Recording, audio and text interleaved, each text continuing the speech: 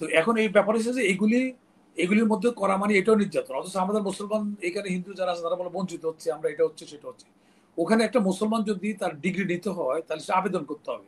এদের বিপক্ষের বিষয় না, এখন এটা সরকারে ওইসবের সরকার করতে দেয় না, কিন্তু মানুষ তো ইন্ডিয়ান জিনিস কিনে নাই, মানুষ তো চিকিৎসার জন্য যায় নাই। ওদের দেখো তুমি, ওদের টেলিভিশনে কি আছে, রিক্সাওয়ালারা বলছে আমরা নাগাই আছি, এয়ারপোর্টে বলছে যে আমি একটা ফাইল পাঠাবো, তুমি এটা সাইন করে দিস। উনি তুই করি বলতেন, বলে স্যার সাইন, উনি শুনে নাই ভালো করে কথাটা, ফাইল পাঠাবে বলছে, মনে করছে পাঠাবে, স্যার আমি তো সাইন করে দিছি। বলে বেটা আমি তো তোর ফাইলে পাঠানি, তুই সাইন করলি কেমনে করে?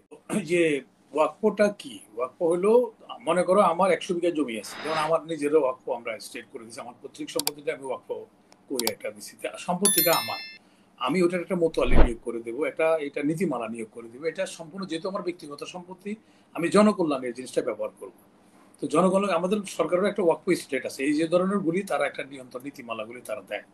তো সম্পত্তিটা হলো মুসলমানের, মুসলমান তার এটা পরিচালনা, তার আপনার ডেট, তার এই ওয়াকফটা, তার সম্পত্তিটা কে কিভাবে পরিচালনা হবে, কোন কল্যাণে কি হবে, তার আত্মীয় স্বজনের জন্য কি হবে, সেটা সে নির্ধারণ করবে। এখন এখানের মধ্যে তারা নতুন করে মুসলমানদের জন্য এটা নিষ্পেষণ এবং এটা নির্যাতনমূলক এই যে তারা করছে, ইন্ডিয়া যেটা করছে। এখন আমার সম্পত্তি আমি জনকল্যাণের জন্য ব্যয় করলাম, তো এখানে আমার এটা পরিচালনা কি হবে না হবে সম্পূর্ণ হবে আমার যেহেতু ব্যক্তিগত রাষ্ট্রের কোনো সম্পত্তি না। তো এখন তারা এখানে ঢুকাইছে, যেমন হিন্দু বৌদ্ধ খ্রিস্টান কল্যাণ পরিষদ আছে একটা, তাদের পরিষদ হলে কোনো মুসলমান সদস্য ওখানে যাইতে পারবে না। কিন্তু এরা এখানে করতেছে কি, এখানে অন্য ধর্মের লোক প্রশাসক করবে, সম্পত্তি হলো মুসলমানের, সে ওয়াকফ আইন করে ওটা তাদেরকে করতেছে। এটা তো বিবর্তনমূলক, এবং এটা তো তখন আর কেউ জনকল্যাণে যাবে না, ওয়াকফ তখন ওয়াকফ বন্ধ হবে। এটা কি হবে, যে নির্যাতিত বঞ্চিতরা যে সুবিধা পাইতো সেটা থেকে বঞ্চিত হবে, এটা পরোক্ষভাবে তারা এটা করছে। এই যে আমাদের দেশের হিন্দুরা যে চিৎকার মারে যে আমাদের এটা হচ্ছে সেটা হচ্ছে, আমাদের কত পার্সেন্ট? আমরা 5%, হিন্দু বৌদ্ধ খ্রিস্টান সব মিলে আমাদের 5%। কিন্তু এখানে দেখো আমাদের কতগুলি সচিব চেয়ারম্যান হইতে শুরু করে প্রতিটা মন্ত্রণালয় দেখো আমাদের আছে, অথচ এই যে এত বড় একটা 30 কোটি মুসলমান, একটা কিন্তু হিন্দু সেক্রেটারি নাই, একটা মন্ত্রী নাই। মোদী গভর্নমেন্টের আমলে একটা এমপি তার পার্টির থেকে একটা মুসলমান এমপি হয়নি। ওখানে ওয়াইসি, ব্যারিস্টার ওয়াইসি ওখানে, তাও একটা রাজ্যের, কলকাতা একটা রাজ্য, এখান থেকে তারা চেষ্টা করে কিছু লোক রাখছে, কিন্তু সেন্ট্রাল গভর্নমেন্টের এটা নাই। তো এখন এই ব্যাপার হচ্ছে যে এগুলির মধ্যে করা মানে এটাও নির্যাতন। অথচ আমাদের মুসলমান এখানে হিন্দু যারা আছে তারা বলে বঞ্চিত হচ্ছে, আমরা এটা হচ্ছে সেটা হচ্ছে। ওখানে একটা মুসলমান যদি তার ডিগ্রি নিতে হয় তাহলে সে আবেদন করতে হবে, তার মানে তাকে বাচ্চা বেশি হইলে 2টার পরে ওটা আবেদন করতে হবে, 3টা বাচ্চা নিবা তুমি। কিন্তু আমরা কোনো হিন্দুদের কোনো বাচ্চা কয়টা হবে না হবে এটা কি এখানে কোনো আইন করতেছি আমরা? ওখানে গরুর মাংস খাবে, এটা স্বাধীনতা, পৃথিবীর কোথায় না এর অসভ্য জাতি, সেখানে গরুর মাংস খাচ্ছে, এই কথা নিয়ে পিটাই মানুষ মেরে ফেলতেছে, মোম জাস্টিস হচ্ছে। তো এরা এসবগুলি করতেছে, আর আমাদের এইসব লোকগুলি এখানে যারা আছে, যে হিন্দু কমিউনিটির যে নেতারা আছে ধোয়া তুলবে যে এখানে সারা সব সর্বনাশ হচ্ছে।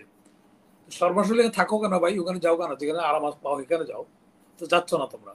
তো এই হলো ঘটনা। এখন এখানে এরা তো করবে, কারণ এই মোদী গভর্নমেন্টের আগে ভারতের একটা যে সভ্য সিভিলাইজ একটা কান্ট্রি হিসেবে যারা করছে, তারা সারা বিশ্বের মধ্যে তারাই তো আবার অনুরোধ করে যে এখানে সংখ্যালঘুদের উপরে যাতে নির্যাতন না হয় বাংলাদেশে। ওই তো আমি ওই দিন একটাকে বললাম যে চলো যাই, আমি তোমার কাশ্মীরে কি করতে চাই দেখি, তোমরা যদি কিছুই সম্পর্ক তাহলে ওই কাশ্মীরে কি করতেছো, তেলেগুতে কি করতেছো, কলকাতা কি করতেছো, মণিপুরিতে কি করতেছো, চলো যাই দেখি কি করতেছো তোমরা ওখানে। তো সে খাচ্ছে গাঁজা, আমার সিগারেট খাওয়ার কথা, আমার বিচ্ছিন্ন ঘটনা একটা হলে এটা তুলে সামনে আনছে। আসল কথা হলো যে মুসলমানদের এখন সব দিকে বিপদ, এই এর মধ্যে আমার মুসলমানদের ইউনিটি নাই।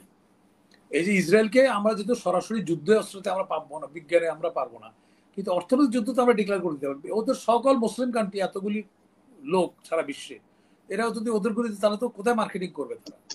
তারপরে সাথে সাথে যদি আমরা একটা এরকম একটা মেসেজ দিতে পারি যে ইসরায়েলের অন্যায়কে যারা সমর্থন করবো তাদের লোক, তাদের থেকেও আমরা কোনো কিছু কিনবো না, তাহলে দেখো ত্রাইতে হবে, এটা চিন্তা ভাবনা করে সমর্থন করবে। যেমন আমেরিকাকে আমরা কেন, আমেরিকার ড্রাস্টিক অ্যাকশন নেই বিদায় তো আমেরিকা লেজুবৃত্তি করে, ব্রিটেনের মতো লোক আমেরিকার লেজুবৃত্তি করে। কারণ কি? কারণ হলো ওই সুযোগ তারা বন্ধ করে দিবে।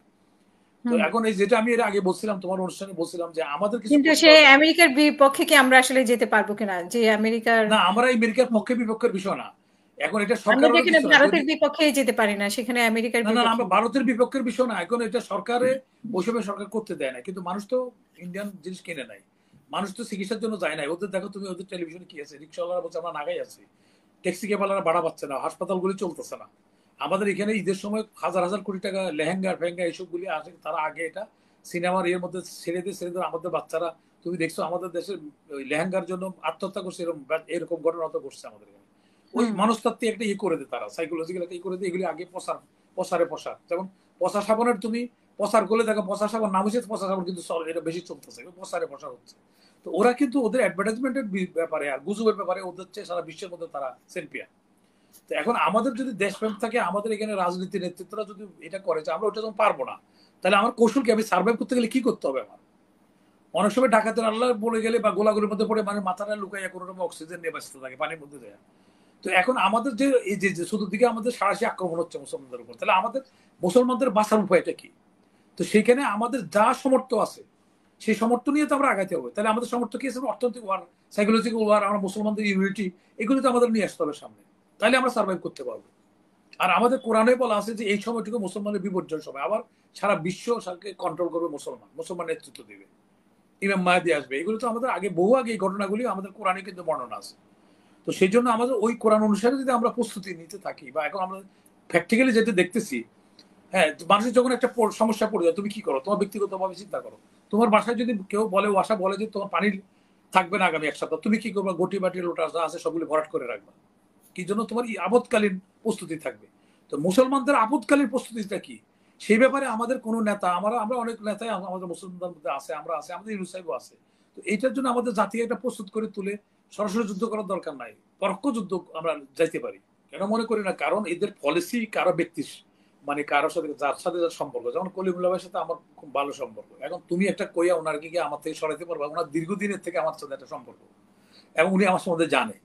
তুমি তো কোনো কিছু কইলে, হুইসপারিং করলে কি উনি শরীর পরিবর্তন হবে?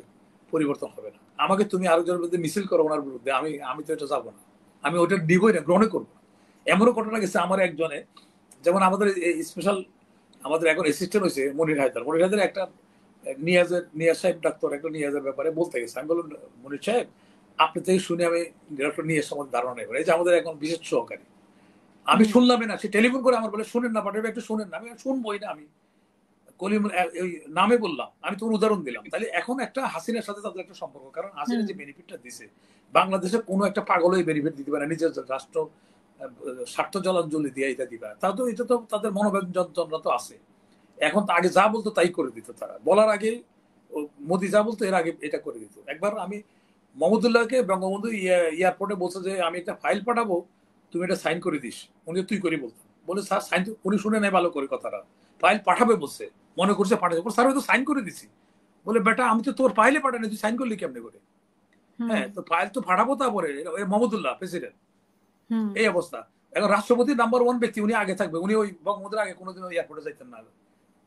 উনি দুইবার একবার বসে মিডিয়া তো আসছে, এই তুই সামনে থাক। কিছু কিছু লোক আছে এরকম, এইরকম কিছু ব্যক্তিগত বিষয় আছে। তো এখন যে স্বার্থ দিছে ওরা একমাত্র সরবে না। এখন ওনারা, মোদি এখন চিন্তিত হয়েছে কেন?